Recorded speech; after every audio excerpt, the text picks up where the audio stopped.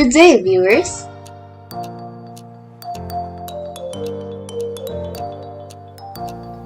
Where we fight misinformation through innovations. For this special episode, we shall be talking about planting plastic. Such a strange concept, but let's give it a go. Care to learn more? Sit back and lend us your ears into this journey. Have you ever taken a paracetamol and noticed the container it is in? That, our viewers, is a type of medical blister packaging. Medical blister packaging is the fastest, most reliable, and most economical way to deliver the right medication at the right time. But why is this a problem? Let us give you 3 reasons why this is a problem. Well, first and foremost, these contain plastics. Plastics are generated from the polymerization of fossil fuels like petroleum. These are non-renewable resources which would soon run out. This process will result in plastics such as polyvinyl chloride or PVC and high-density polyethylene or HDPE and harmful greenhouse gases released into the atmosphere. Secondly, with the rise of the pandemic, there has been an increased demand of not only medicines but also the packaging that it's used to contain them. It pushed packaging companies to reach a production capacity of almost 95%. With this comes waste from the manufacturers and consumers themselves. Most importantly, while alternative plastics are suggested, it must pass the criteria for medical packaging, including characteristics such as protection against UV rays, non-permeability, sterilization, and keeping the product secured and stable, all of which can be challenges for alternative plastics. Speaking of alternative plastics, our team came up with a solution of attaining plastics from other sources with the help of researching other innovations that inspired our team to push for the change. Let's get to know them, shall we? Fruit scraps are biodegradable, as plastic is recyclable. When it comes to recycling, one of the innovations that pushed for this idea is from a company called Loop Industries. This company makes use of scrap PET waste through filtering, cleaning, and depolymerizing it to generate a virgin plastic that is durable and safe to be remanufactured. With this, however, it only cycles petroleum-based plastics and would share the lengthy decomposition rates of such. The team then looked into the possibility of making bioplastics which come from renewable sources. Amongst these researchers, we found that Rentoy et al. And Katakis et al. To have the best chances of production here in the Philippines through their use of local plant byproducts like corn and cassava to generate PLA and similar plastics which can biodegrade over time. Now with these ideas, we look into the possibility of utilizing rice byproducts. Did you know, according to the Philippine Statistics Authority, of 90.8% of Filipinos consume rice on a daily basis? With this statistic, it implies that the majority of our farmlands dedicate their land in producing rice. But with this comes waste, the stalks and husks of the rice, which are left to dry out. They are often burned, producing harmful gases such as sulfur dioxide and carbon monoxide. So our team thought of a way to utilize these byproducts.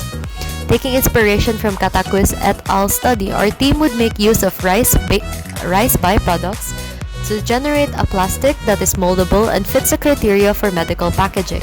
This study would also need to look into methods such as finding a catalyst and ways to attain cellulose and starches to make plastics.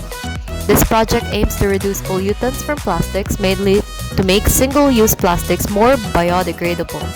With this, it lessens the carbon footprint present in factories, since bioplastics rely on a renewable source. These will be done in order to make the pharmaceutical and medical industry greener. With these goals, our team aims to answer the following questions. Firstly, we are trying to find out, first, how we can reduce the carbon footprint when we produce this plastic. This would include the byproducts of the processes and the type of method that would produce the best yield efficiency. Following this, we would also want to see how sustainable this plant-based plastic would be compared to plastics normally used for blister packaging, which are PVC and HDPE in terms of cost effectivity, durability, how easily can raw material be attained, and their environmental impact. These must be done to see if the plant-based plastics can protect its contents from the elements and contamination and be sterilized easily until it is used. These questions will aid in determining which hypotheses will present a likely outcome. The three hypotheses that are being considered are: the first null hypothesis that theorizes that the plant-based plastics are sufficiently durable and conductive in relation to the plastic, but is not an environmentally friendly alternative to the regular plastics used in medical packaging today. The second null hypothesis, which states the opposite, that the plastic is an environmentally safe alternative, but with a caveat that the plastic does not hold up to the standards of other medical grade plastics in terms of durability and allowance of sterilization, and the alternative hypothesis, which proposes that the plant-based plastic is safe in terms of being environmentally friendly, keeps up with its medical-based counterparts in terms of durability, and can be sterilized. In order to make this project into a reality, we must need to do the following steps in order to turn our rice byproducts into plastics. This process is inspired by the study by Rentoy et al., Kataquis et al., and Go et al. First, the rice stalks and husk are obtained from the end of the harvest season from local farmers. The ideal quality of such stalks must be around a week or 3 weeks after harvest. This is ensured that we could get the most cellulose from it. These stalks must be dry enough as well. With the more cellulose and starch, the more product will be obtained and the purer the product will be. In this stage, the stalks will be grinded up into 2 to 3 centimeter pieces. Then, this rice stalks will be under the process known as steam explosion.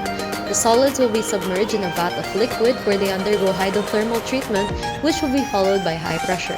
This will promote autohydrolysis, and which swells and breaks up the hemicellulose and cellulose from the plant material.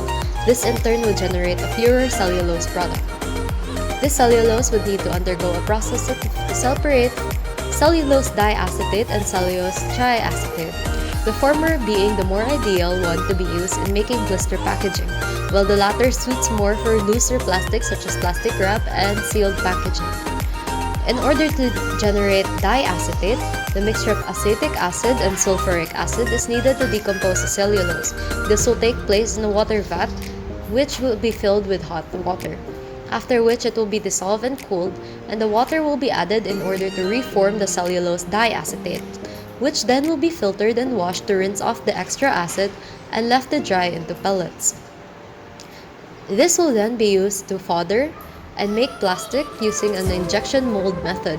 This method is common in making glasses, lenses, and blister packaging.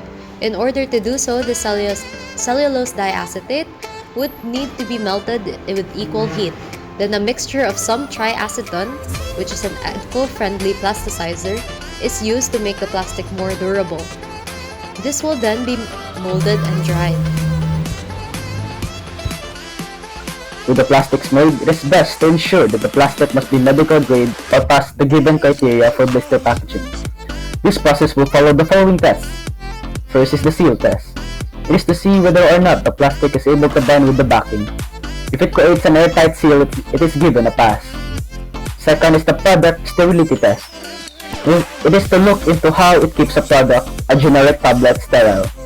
After a few given days, our team will look into traces of microbes or even discoloration in the product. If such is present, then it implies that the plastic is permeable and not fit for medical use. Thirdly, the next test will involve sterilization, which will look into the strength of the plastic and its openness to being sterilized. This process will involve steam sterilization, which can kill microbes on the surface. If the plastic deforms in any way, then it doesn't pass. But if it does, then it is sterilizable. The next test will involve compostability. A sample of the plastic will be buried in various conditions to see which one will lead to the fastest degradation. This would allow researchers to look into the biodegradability in certain conditions. If there is degradation, then there is a success in the biodegradability of the plastic. But if there is none when composted, then we created a non-biodegradable bioplastic. Lastly, the test will involve the durability of the plastic. This will include the pressure test, where we stack the plastic into a box and simulate the travel and shipping movements and see any breakages. The other test would include bending the blister package to simulate a person opening one blister and to see if other plastics would crack. If the plastic seems to perform without any breakages, then it proves to be durable for packaging use. The plastic derived from rice stalks and husk will be used as an alternative material for medical blister packaging. With this change, it can bring forth these outcomes. First, the switch to bioplastics in the medical industry can cut costs of medicines due to lower production costs and the use of plant raw material. This means that the packaging industry in the country can have a viable environment in which our raw materials can be locally sourced, thus providing income for the agricultural sector. Secondly, the plastic created can be compostable with the right environment. These plastics, since they are made of biomass or plant material, can slowly integrate into the soil rather than release fumes such as methane. In relation to the second point, the switch to a plant material-based plastic reduces the harvesting of petroleum and fossil fuels within the Earth's crust. This also means that there would be reduced dedicated land for oil mills to process and polymerize plastic. This can have more land dedicated for conservation, housing, and even agriculture. Lastly, though this shift, it minimizes agricultural waste which often are composted through burning. The production of this plastic would not interfere with local harvest since the rice product itself is not touched. Only the stalks and husks are collected. With this, there would be less burning of waste as well as accidental field fires which can damage the crops and nearby lands. Now, if it is good for environment, what is it in for you? Well, I have a couple of things in mind. This project benefits the following demographics. Local farmers can have additional income and worth from the byproducts of their rice stalks. This will allow the agricultural aspect of our country to have a contribution to the raw materials of medical goods. Medical suppliers and manufacturers will be able to access cheaper plastics, thus lowering the cost of production. This can make medicines an accessible market for lower-income families. This shift would also be economical enough to make factories reduce waste. Hospitals would also benefit from this since they can reduce the amount of medical waste and the process it has to undergo since these products are compostable enough to not need the incineration process. Patients and consumers would benefit from this type of plastic since it is simpler to dispose of. However, caution plays an important role when it comes to throwing this as waste.